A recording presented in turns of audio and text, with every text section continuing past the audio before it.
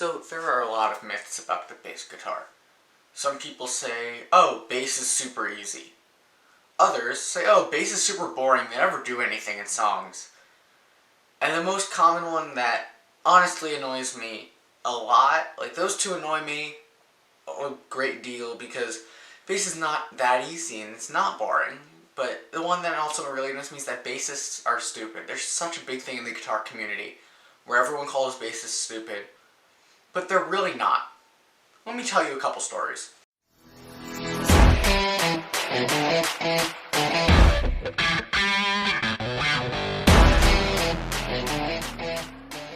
So a little over 2 years ago, I decided that I wanted to start learning bass.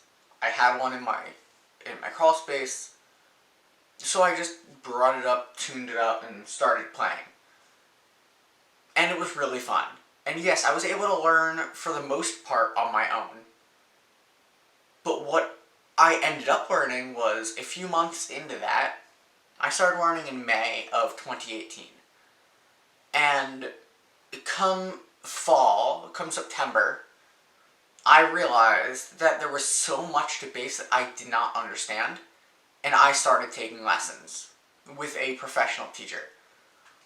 And that changed everything.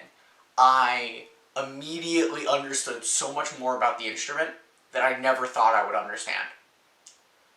So I was watching all these YouTube videos for months, constantly playing, constantly trying to learn, and I was getting somewhere. I was learning some stuff. I learned how to read tabs online. I learned how to set myself up and how to play, basically. But did I learn what was on my fretboard? No, I didn't. Did I learn how to read bass clef? No, I didn't. And that's because a lot of these YouTubers out there don't cover that, and when they do, they don't look as appetizing to younger bass players. Because they want to learn how to play rock music. They want to look cool. And especially for me, I wanted to learn rock music. Because that was my inspiration going into it. But that was not what came out of it. I learned some music, but it didn't sound great. And I started taking lessons, and my teacher kept correcting my posture and saying, oh, you're doing this wrong, you're doing this wrong. And I told him how I learned, and he said, okay, it's okay. You should be watching YouTube videos, you should be learning. But it's not the only way you should do it. You should make sure you have an actual person in front of you. And this will benefit you greatly in the long run, and you may not even realize that. But it will. So you should make sure that you allow yourself to take lessons. But, back to the story, I kept trying to learn from YouTube videos even though I had a teacher. My teacher, I brought up to him a few different techniques that I wanted to learn. And he said no, he doesn't want me to learn anything because he wants me to learn the correct technique. Well, me being me, I immediately went off to YouTube and learned how to play a little different technique called slap bass. What happened to me was this. I played slap bass from YouTube videos for about 6 months. Or more. And I watched 3 different creators. Their very basic slap tutorial. And every one of them, I was like, oh great, this doesn't seem that difficult. I watched those 3 different creators constantly. I constantly watched their slap tutorials. I watched Flea from the Red Hot Chili Peppers. He had a 56-minute bass tutorial video. And I watched the snippet of it that talked about slap bass. I watched it 3 times. At least. And I'm like, okay, this is amazing. This is a professional bassist who goes on tour and slaps pretty much exclusively. How could I go wrong? Well, that's a YouTube video. He's not there in person to teach me. And that is where I went wrong. Because I was playing with bad technique. I was constantly slapping for hours on end, trying to learn. I would practice in a week, most likely about 10 hours or more. And for starters, you shouldn't practice that much. That is a no-brainer. Don't practice for over 10 hours a week. It's a lot. Just practice for like a half hour every day and you'll be fine. I knew that, but I am an overachiever. I like looking more advanced than I am. So I did tons of practice, and I ended up displacing my thumb. It hurt. It was December of 2019. I finished a gig. They called us up for an encore. We played that last song. It was amazing. Everyone was super hyped up. We were playing like crazy. We were having so much fun. You would not believe how much fun we were having. We were up there, we were jamming, we were jumping up and down. We were just having a blast. And we step off that stage, and I immediately almost crumpled to the floor. I was writhing in pain. I did not know what was wrong. But my right hand was just broken in pain. And I didn't know what was going on. I immediately got a cup of water that was filled with ice and just stuck it up to my hand. Because I thought, oh, maybe it was just I pulled a muscle. Because that's the first thing everyone goes to, right? When you have tons of pain in your right hand and you just got off a long gig, you immediately think you pulled a muscle. Well, I thought that. So I just put ice on it, and I iced it, and we talked to a bunch of different doctors, and we didn't go into any doctors, but we talked to them over the phone, and some of my relatives are doctors, so we consulted all of them, and all of them said the same thing, which is, rest it, you can play, but don't play excessively, and ice it. And then we got some different stuff that said heat it.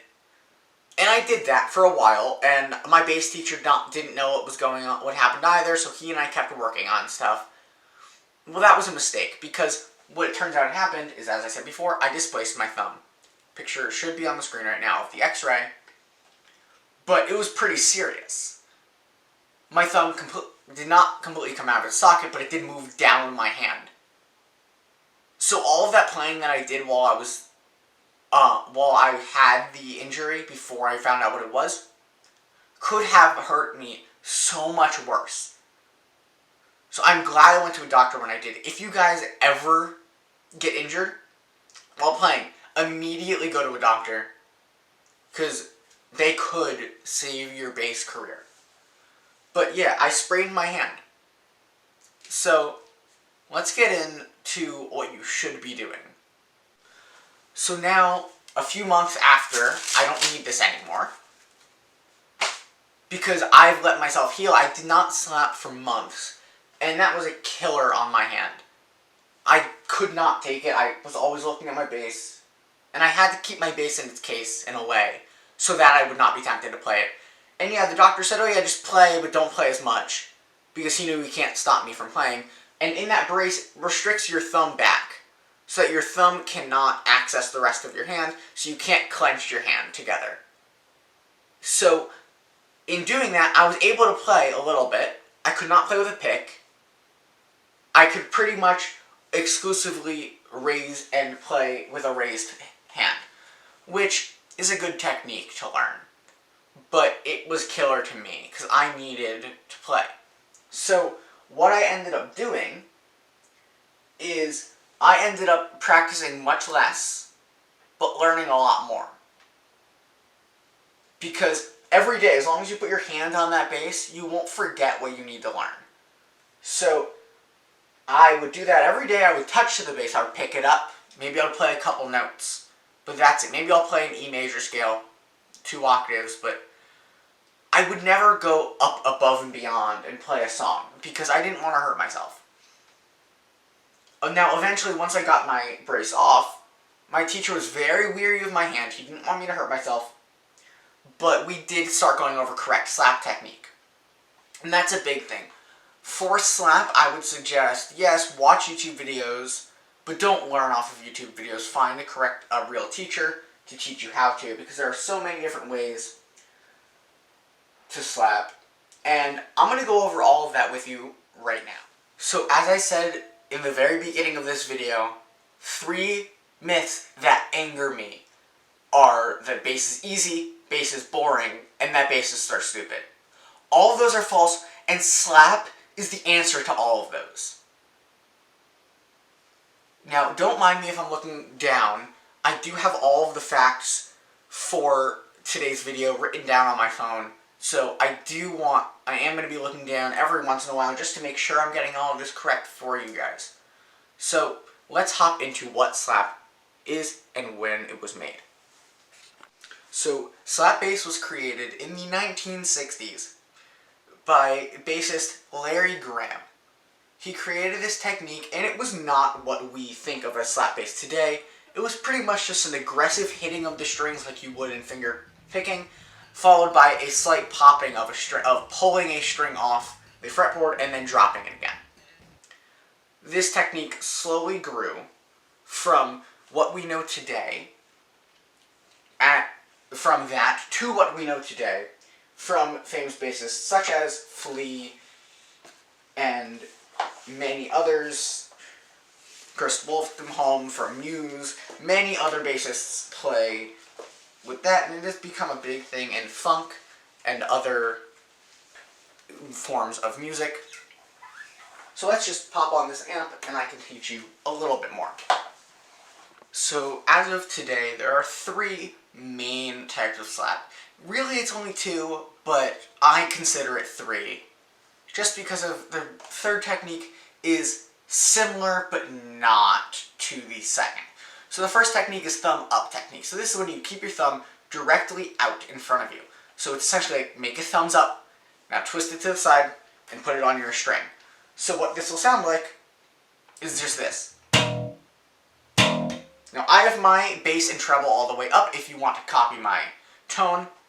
So straight up and then down. And that's your thumb up technique. Then there's the thumb down technique, which is when you thumb down it. So you curl your thumb and you go like that. And then there's a technique that I use, which is, I call it the Flea technique. And this is because Flea from the Red Hot Chili Peppers slaps like this. And he just kind of lets his thumb lie loose. It's just thumb down. So it's a very easy slap technique in my opinion for that one. And I honestly prefer it because I find it's the most comfortable, because I don't like leaving my thumb all the way out. Because I feel like it's very fragile and I don't want to hurt my hand again. And the thumb down technique is very similar, so that's what I started with.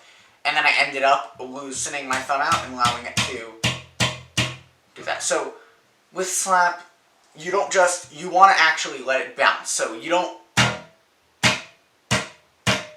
hit and then let it stay. So I'm muting my string right now, but you want to do it all in the wrist, so, and I know mine is very loud, it might even be distorting, but that's what you do, is it's down and back up, down and back up, down and back up.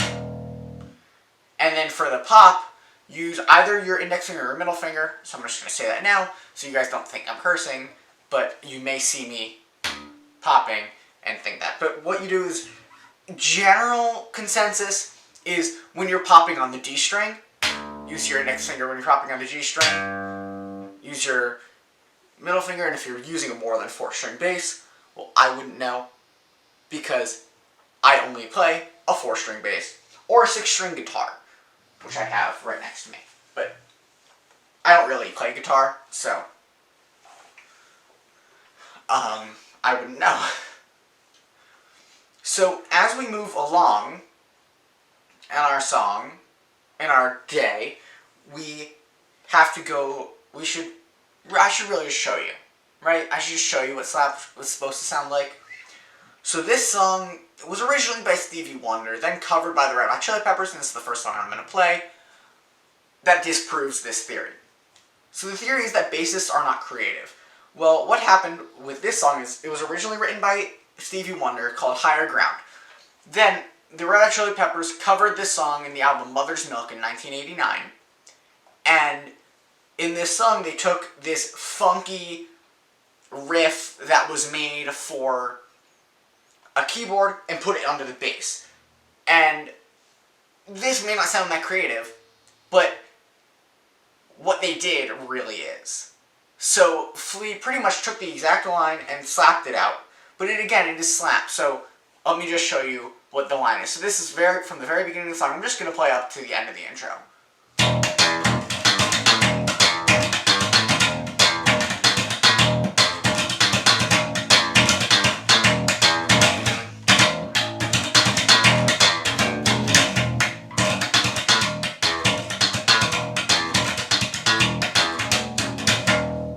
So as you'll see from that, it's kind of insane of a song. But is that boring? No, it is not. It is definitely not boring. It is anything but boring. It's very fun to play. So, as we go along with that, maybe we want to switch gears a little bit and go to something a little heavier.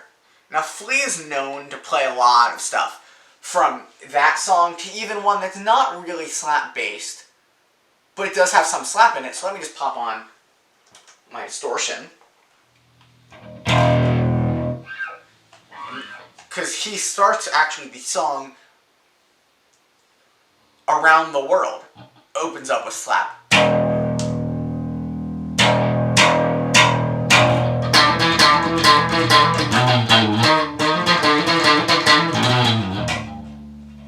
So, yes, slap is used in a lot of places, and if you still don't believe me, let's take a look at a little heavier rock. We're going to drop that down to a drop D tuning. And if you were actually playing this, it would be a different tuning. It would actually be A450. We play A440. That's A440. A450 is a slight difference. You barely tell, but when you're playing along with the song, you can. And this song opens up with just a kick drum, and then you start playing. I'm going to play the slap riff, and then I'll tell you what it is.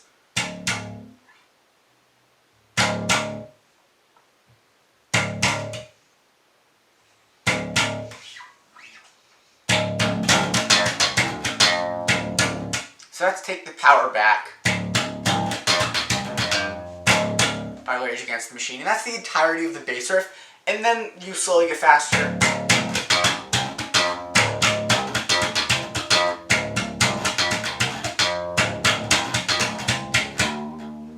And you have fill every 4 bars. So, yes, it is even more in a heavier rock setting. And along with that, we also have slap and funk, and many other genres. I know I've mainly focused my bass playing career on rock and a little bit of jazz, but there is a lot of slap from more of the Larry Graham time, Sly and the Family Stone, that is based completely on funk music. So slap is very versatile of a technique. So let's just go skip over to the analysis. So in conclusion to today's video, I feel like we can easily say bass is not easy, because 2.5 years ago I couldn't play it, and slowly as I have grown in my life of bass playing, yes, it has become much easier. But to start, was it easy for me? No. There was a lot of stuff that's not easy. Is bass boring? Some songs, maybe. We don't play that much in some songs.